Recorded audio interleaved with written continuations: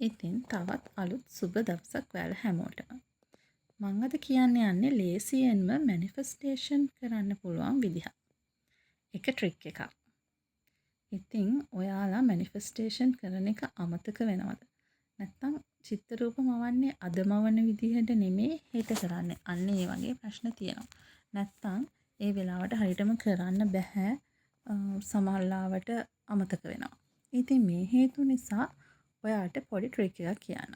ඔයාට පුළුවන් ඔයා මැනිෆෙස්ට් කරන්නේ මොනවාද කියන එක හරියටම රෙකෝඩින් එකක් දාගන්න ඔයාගේ ෆෝන් එකට. ඒ වගේම ඒත් එක්කම මතක් වෙන රිමයින්ඩර් එකකුත් දාගන්න.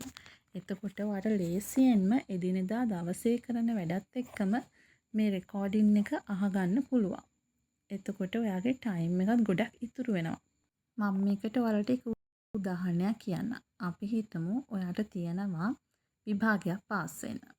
ඉතින් ඔයාට මේ විදිහට මැනිෆෙස්ට් කරන්න පුළුවන්. ඔයා ඒ විභාගේ තියෙන ප්‍රශ්න වලට විභාග ශාලාවේදී හොඳින් උත්තර දෙනවා. ඊට අමතරව ඔයා දකිනවා ඔයාට ලකුණු 90ක් 95ක් වගේ ඇවිල්ලා තිනවා පේපර් එකට.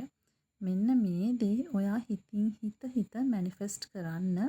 ඒ වගේම ඒක රෙකෝඩ් කරගන්න. මම දන්නවා මට හොඳින්ම ලකුණු හම්බ වෙනවා. මම විශ්වයට ස්තුතිවන්ත වෙනවා මට මේ විභාගේ පාස් වෙන්න හොඳටම ලකුණු අරගෙන දුන්නාට. මෙතෙන්දි වෙන්නේ මොකද්ද කියලාත් මම කියන්නම්. අපි හිතමු ඔයා දවසේ යම්කිසි වෙලාවක මේ රෙකෝඩින් එක අහනවා. ඊට පස්සේ ඔයාටත් නොදැනීම ඒ දේ හරියටම කරන්න ඔයාව මොටිවේට් වෙනවා. හැබැයි ඉතින් චිත්‍රූප මවන එක විතරක්ම වැදගත් නැහැ. ඔයා හොඳට පාඩම් කරන්නත් ඕනේ. ඉතින් මේකට ඔයා මොටිවේට් කරන්න තමයි මේ විදිහට ඔයා රෙකෝඩින් එක දාගෙන මොනවා හරි ඒ අදාළ වැඩේ කරන්න ඉස්සෙල්ලා ඒක අහන්න. එතකොට ඔයාගේ හිත කියනවා ඔයා මේ විදිහට වැඩ කරන්න ඕනි කියලා. ඔයාටත් පුළුවන් මේක අත්හදා බලන්න.